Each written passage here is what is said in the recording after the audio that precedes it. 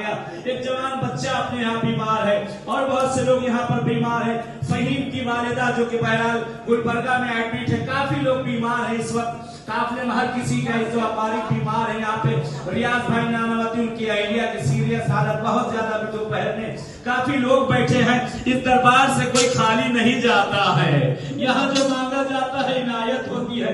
اسی امید سے آئے ہیں. کہتے ایک مرتبہ یہ روتی رہی دعا کرتی رہی دسترخوان سمیٹا جانے لگا. ایک بار بھی اندر دروازہ پیٹنے کی کمرے سے آواز آئی. ماں گھبرا گئی. میری بچی تو بستر سے اٹھ نہیں سکتی. آخر اندر سے کون دروازہ کھٹکھٹا رہا ہے؟ کیا کوئی اندر چلا گیا تھا؟ گھبرا کے دوڑی.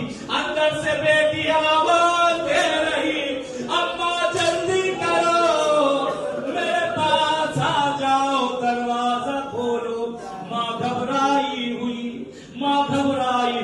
کہتے جیسے ہی دروازے کی کنڈی کھولی بیٹی سینے سے آ کر لپٹ گئی.